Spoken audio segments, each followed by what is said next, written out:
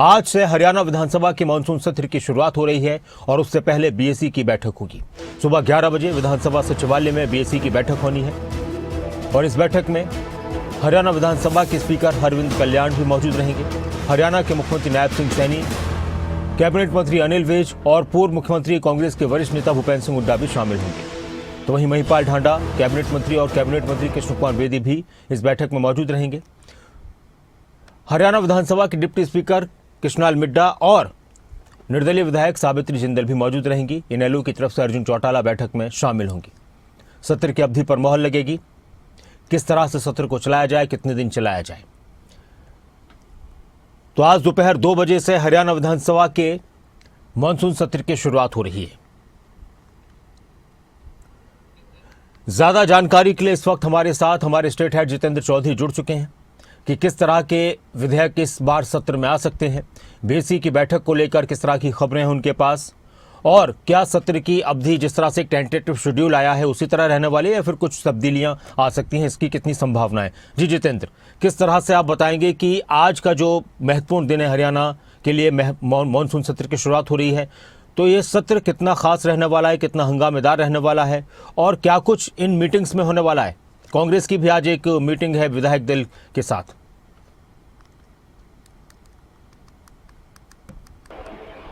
देखिए, बिल्कुल दर्शक, अगर हम बात करें तो हरियाणा विधानसभा का मानसून सत्र आज से शुरू हो रहा है और आज 2 बजे से सदन की जो कार्यवाही है वो शुरू होती दिखाई देगी। ऑब्चुरी रेफरेंस यानी कि शोक प्रस्ताव के साथ जो है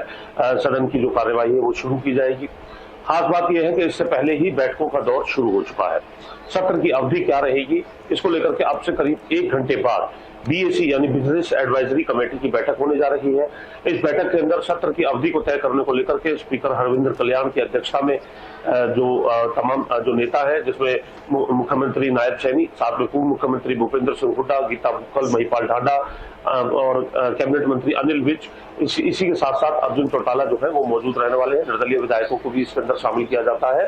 और सत्र की अवधि को लेकर के चर्चा की जाती है। सत्ता पक्ष, विपक्ष और निर्दलीय विधायकों के साथ इस प्रकार की बैठक के अंदर चर्चा की जाती है और किस प्रकार का बिजनेस रहेगा और सत्र की अवधि क्या रहनी चाहिए, इस पर अंतिम मोहर लगाने का काम किया जाता है। टेंटेटिव शेड्यूल को लेकर के लगातार हमने बताया कि मंगलवार तक की अवधि की अभी उम्मीद है, लेकिन आज हो रही इस बीएसी की बैठक के बाद उम्मीद ये की जा रही है कि 1 दिन का और सत्र जो है वो बढ़ाया जा सकता है। हालांकि चर्चा के बाद ही इसे फाइनल किया जाएगा। 12 बजे मंत्रियों के साथ ब्रीफिंग करते हुए नायब सैनी जो है वो नजर आने वाले हैं। जो तमाम मंत्री होंगे उनके साथ ब्रीफिंग का जो टाइम है वो रखा गया है और इस ब्रीफिंग के मार्फत जिस प्रकार से कल हुई विधायक दल की बैठक के अंदर रणनीति विधायकों के साथ बनाई गई थी, तो मंत्रियों के साथ हो रही इस ब्रीफिंग के अंदर भी वो मुद्दे जिनको लेकर के प्रश्नकाल के अंदर कुछ विषय लगाए हो गए हों या फिर जो और ज्वलंत मुद्दे हों हरियाणा के जिन्हें विपक्ष उठा सकता है, उन तमाम विषयों को लेकर के औपचारिक अनौपचारिक तौर पर जो पूरी चर्चा है वो होते हुए नजर आती है। इसी के तर्ज पर अगर हम दूसरी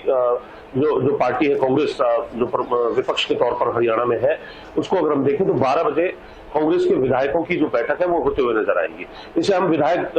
जो है औपचारिक तौर पर जो विधायक दल की बैठक कहते हैं वो अभी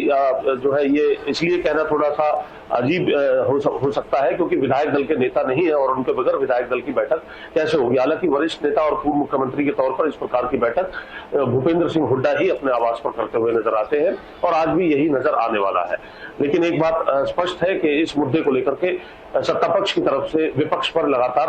विपक्ष को लेकर के लगातार चुटकी लेने का काम जो है वो किया जा रहा है और सत्ता पक्ष के नेता ये कहते नजर आ रहे हैं कि जो विपक्ष का नेता नहीं है इसकी वजह से इसकी जो कमी है वो सीधे तौर पर सदन के अंदर खलती हुई नजर आती है। इंडियन नेशनल लोकदल की बात करें तो इंडियन नेशनल लोकदल के जो दोनों विधायक हैं आदित्य देवीलाल और दूसरी तरफ अर्जुन चौटाला, उन्होंने भी मुद्दों की फहरिस्त जो है वो तैयार कर ली है और सीधे तौर पर यह देखना होगा कि किस प्रकार से विपक्ष अपने मुद्दे उठाते हुए यहाँ पर नजर आता है और लगातार बैठकों में रणनीति बना रही भाजपा यानी सत्ता पक्ष वो किस तरीके से उसका जवाब देने का काम करती है।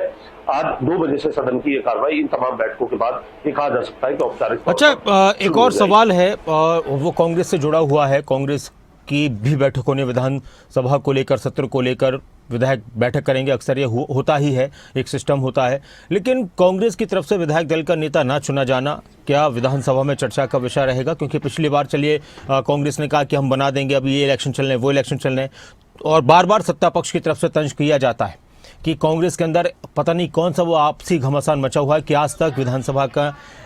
कांग्रेस का नेता नहीं चुन पाई है कांग्रेस विधायक दल का। तो ये मुद्दा भी एक रहने वाला है विपक्ष की तरफ से कि जब जब कांग्रेस सरकार को अगर घेरने का प्रयास करेगी तो कांग्रेस इस मुद्दे पर खुद घिरेगी।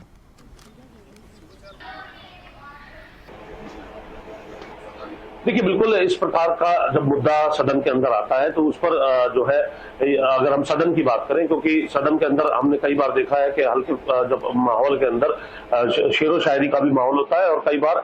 कुछ जो विधायक है वो ऐसे मसले को जो है उठाते हुए नजर आते हैं। तो इस बार भी सदन के अंदर ये तस्वीर देखने के लिए मिल सकती है, इसमें कोई ताज्जुब नहीं होने वाला है और कांग्रेस को ये देखना होगा कि किस तरीके से कांग्रेस इसका जवाब देती है। कांग्रेस के तरफ से चाहे वो सत्ता पक्ष हो या विपक्ष हो, जब आरोप प्रत्यारोप का सिलसिला शुरू होता है तो सामने वाली पार्टी के अंदर इस प्रकार की कहां खामियां रही हैं, यानी भाजपा की तरफ से जो है कौन कौन से प्रदेशों में कितने टेन्योर के बाद विधायक दल के नेता चुने गए थे उसका जो है प्रमाण कांग्रेस के नेता रखते हुए नजर आते हैं। वहीं दूसरी तरफ जब सत्ता पक्ष की तरफ से सत्ता पक्ष पर कोई कांग्रेस कोई सवाल उठाती है तो उस वक्त कांग्रेस ने किस तरीके से अपने कार्यकाल के अंदर ऐसे कार्यों को किया था वह डाटा जो है वो रखा जाता है। तो ये आरोप प्रत्यारोप है, इसमें कटाक्ष भी है और सीधे तौर पर ये कह सकते हैं कि हंगामेदार भी जो सदन है वो रहेगा, क्योंकि बहुत से ऐसे मुद्दे हैं जिसे लेकर के सदन जो है वो सत्ता पक्ष के सामने जवाब मांगने का काम करते हुए नजर आएगा। शुक्रिया इस पूरी जानकारी के लिए, बातचीत के लिए जितेंद्र।